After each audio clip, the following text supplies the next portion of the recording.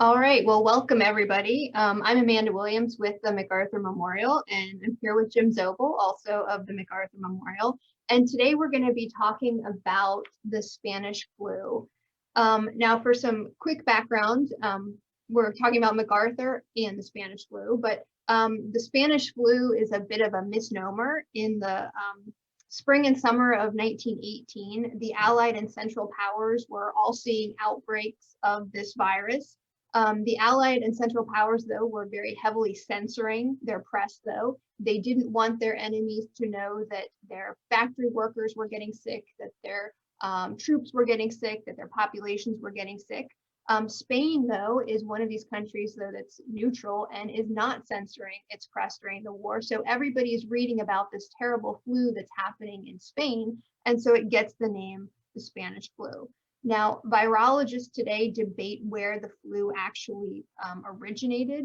There's an idea that perhaps it was a swine flu that started somewhere in Kansas, and then it's brought to the rest of the world by American mobilization during the war. There's also an idea that it originated in Mongolia, and that Chinese laborers who were brought to France during the war perhaps brought it to everybody. Those are just a few of the different options, though, and regardless of where it started, it certainly was spread around by all of the troop movements throughout the war. The first wave hits around the spring, summer of 1918. That wave is very contagious, but not as deadly. There's a mutation in the virus, and in the fall of 1918, you have a second wave, and this wave is far more deadly than the first one. Now, this one is probably transported by American troops arriving in Europe. Douglas MacArthur at the time is a brigadier general. He is the commander of the 42nd Division's 84th Brigade, and he's very, very ill around this time, right around the time of the start of the second wave. And we can't say for sure that he was suffering from Spanish flu, but his illness comes right around the time that the US Army is very worried about Spanish flu reducing the effectiveness of American troops over in Europe and even training back in the States. And so it's very possible that he was suffering from this virus. So that's what we're going to talk about today.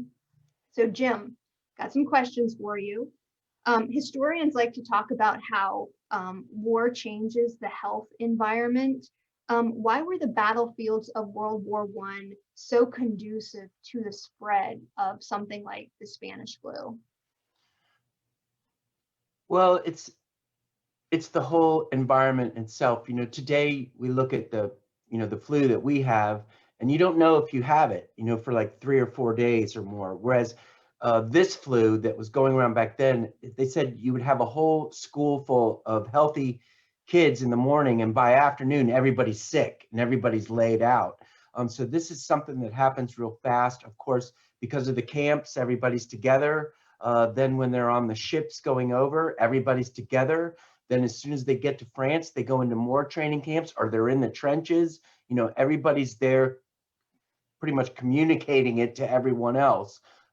Like you said, in Kansas, the first camp that gets it is that Camp Funston in Kansas. And then it moves to Camp Oglethorpe, which is in Georgia. And that's where they know the first two big outbreaks are. And then everybody starts taking it overseas when they get on these ships. They said over 15,000 people they thought got infected just on the journey going over to France. Some 5,000, sailors will die, merchant marine, the people that are operating all these ships, they'll all contract it. And a lot of these people will die. I think there was that one, the Leviathan was a transport that was going over, and they had as many as like 55 deaths in one day as they were going across the Atlantic.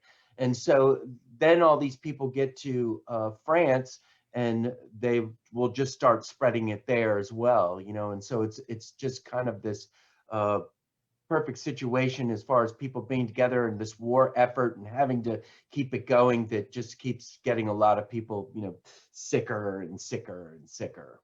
Mm-hmm. And I imagine, especially for the troops, once they actually get to Europe and they're in the trenches, 1918 is a very unseasonably kind of cold and wet year, and that's probably not great for your immune system, I'm guessing. Well, yeah, and you got to think, because of the rains, because of the wet, because of you're in these trenches, you're in, dugouts, which are just pneumonia makers in themselves, and Mhm. then uh, you've got bad food, you're not getting a lot of sleep, so your immune system doesn't have the ability to really counteract a lot of what's going on. And they say that's what happens to most of them is they contract the flu, but most of the people die from pneumonia, and from some other respiratory illness that they Mhm. contract when they get the flu itself. Like you said, the first one is kind of you're over with it in 3 days, but the next one is a lot deadlier. Yeah, I bet it's very deadly for people who have had, been exposed to mustard gas and stuff like that then, and something else to attack your respiratory system.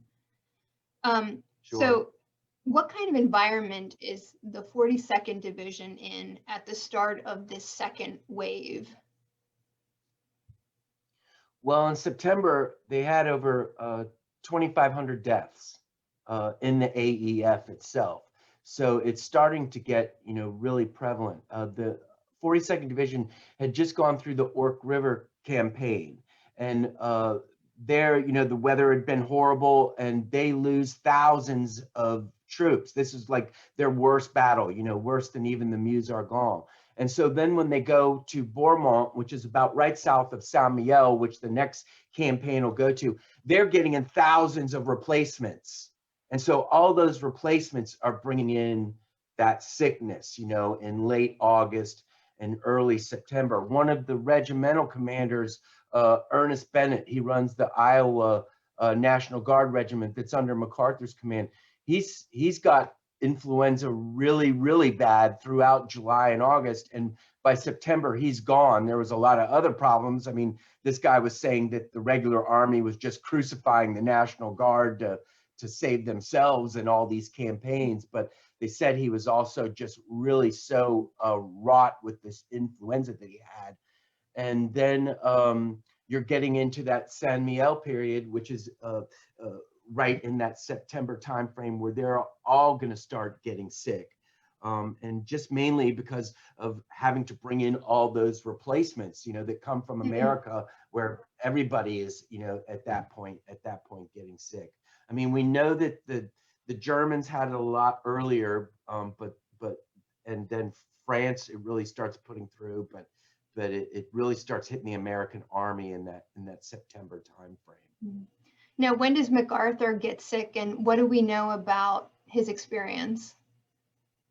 Well, George Leach, who was head of the 151st Artillery, they were a Minnesota National Guard unit.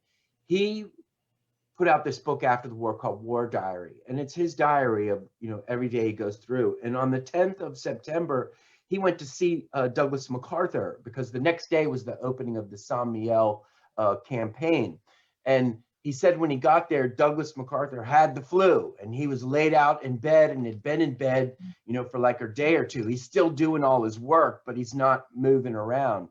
And Leach said he went in there, and Leach was really upset about the way the First Corps had done or the Corps commanders had done the artillery scheme for the Division of the Rainbow. And so Leach and MacArthur change it that night, but they don't tell anyone. And that's where that famous story comes from that you're only made famous by the rules you break. That MacArthur says that to Leach at that time.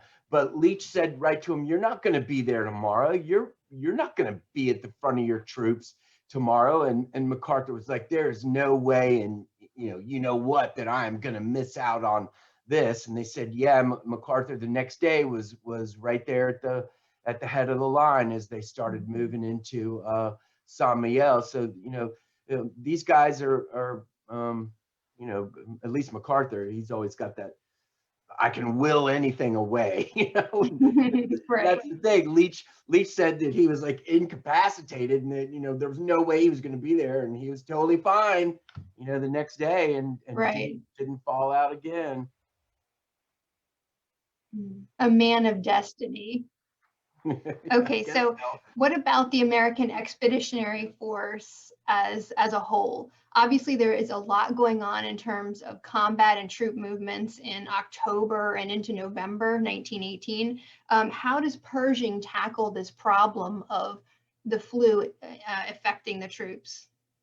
Well, like we were saying, in September, they had like 2,500. That first week of October 5th, they had 16,000 cases just as they're Mhm. moving into the Meuse-Argonne. And I think at this time, it opens like at the end of September, like September 26th. And they say it's ravaging France, already, the Uh, population and the army and everything. But uh, the thing is the weather had really changed right here when they go into that Meuse-Argonne. It's 33 degrees and raining every day.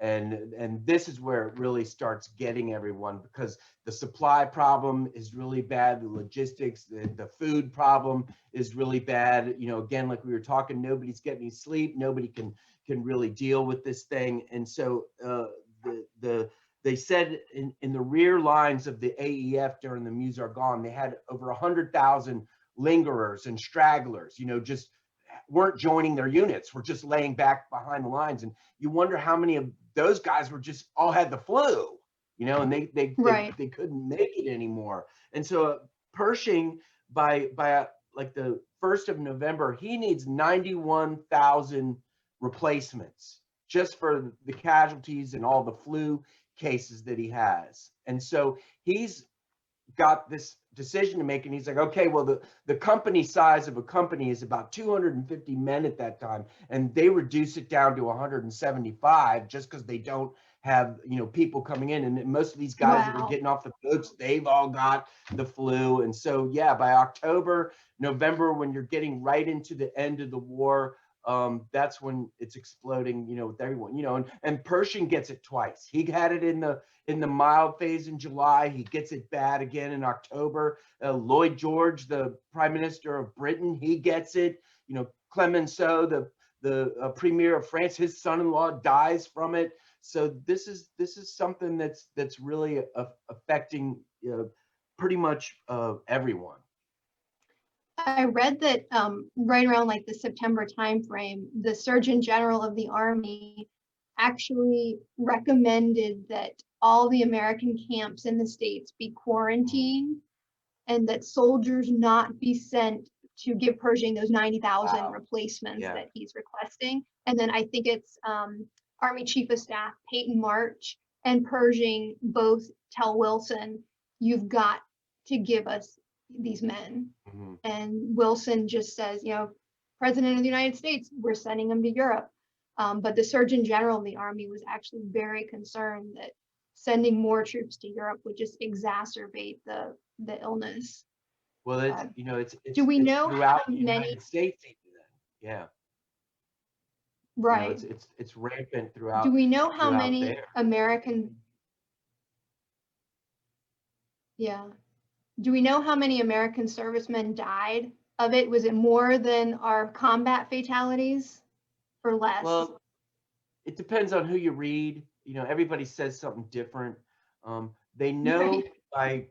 by hospitalizations in France, you had 70,000 that were hospitalized because of the flu, because of respiratory illness, and that's a given fact right there. We know the records from when the Americans go into the occupation period of Germany. Uh, this guy Jay Grissinger, he had been the Surgeon General of the Rainbow and then becomes the Surgeon General of one of the First Corps of that Third Army. And they said between January and March of 1919, they had 16,000 more cases. They send all those back to France, so nobody in Germany is getting more infected there. But in that 3-month period, they had 525 die. So you can see that it's really on a decline in that Right. 1919 period. They say that overall in France and Europe, about 20,000 Americans, and within the AEF completely, back in the United States as well as in France, that like 60,000 will die of the flu, respiratory illness. I think in America, it's almost 500,000 people die Mhm. of this flu. and in the AEF itself, it's somewhere, about 60,000. Hmm. Now, what about the Central Powers? Maybe let's focus on Germany. What sort of impact does the flu have on their troop strength right at the very end of the war? Well, the main thing that made us want to do this is, we found that intelligence report, and it was from right after that last German offensive, Ludendorff's Friedensturm, the peace offensive of July 1918. This was the last big offensive of the Germans, and they captured all these prisoners. And in those interrogation reports that the Rainbow Division had, all these German soldiers said that the reason it didn't work was because everybody had the flu. They said that the German units were down by 50%, that because it was so racked with the flu at that time. And I think in later on in October of 1918, you've got almost 3,000 dead in Berlin. They're dying of like a rate of like 400 a day in Hamburg. And in about November of 1918, eventually 400,000 Germans total will die of the flu. And I've seen anywhere between like a 80,000 to 180,000 as far as how many German soldiers die. So it affects. That's what we were saying about before, where they talk about the Americans bringing it over, but we know that it was already rampant in the German army, at least as early as July, before it really starts crippling the Americans. So I mean, it's prevalent through everywhere. Hmm. Now, one thing that's always been pretty interesting to me is that, especially as Americans, we tend to think of the Spanish flu as kind of a very tragic coda to World War I, but really it's something that's happening during World War I. Why do you think, Oh or yeah. why do you think that, why do you think we think of it that way, just as this tragic coda and not something that was very much enmeshed in World War One? Well, isn't the really harsh time in the United States like right after the war? Isn't that when like most people are dying, is like after the armistice? And so I think that's why it's seen as, Right maybe around the a period of the armistice and after. yeah, is maybe like the hardest time of the post-war. So maybe they look at that, but as we found out, very few of those early historians really uh, counted that flu as a factor, as it coming into the war, and maybe Okay. being a decisive factor. But when we look at that last offensive of the Germans, that one in July of 1918, where those prisoners all said that, it was because of the flu, they immediately start the counterattack. Foch does right after that. That's, immediately as soon as that offensive ends on like the 16th of July, like the 18th of July, they're hitting Soissons. And then the Einmarn offensive starts, then the 100 days, and then the march in, going into Germany. So, I mean, you can say that has a very decisive effect, at least as far as taking advantage of that failure of, that last offensive to finally start that counterattack. Now, Foch had finally been able to build up a reserve of troops. The British had given him some, and he had all these Americans coming in. But if the Germans hadn't been so whacked by the flu in that July time period, who knows? So I mean, it does affect the war, at least as from what we Okay, because see. there's two arguments. One is that the Spanish flu kind of alters the way the war is fought and brings a quicker end Hmm. to the conflict. And then there's the opposite argument that the Spanish flu actually hindered a quick, more decisive end to World War I. So you fall more on the side that it brought a quicker end to the war. Well, it was just part of everything that was happening. I mean, and I Okay. guess that's Clausewitz's friction. You never know how things are going to go, and it just goes the way it goes, and different elements play into it. And I think the flu, just it definitely played a part in it, as somewhat, I mean, all we know, or all I know, is just, from all the rainbow division stuff we have. So I'm not any flu expert by any means. Right. Well, thank you, Jim. And thank you Thank to you. everyone for joining us today.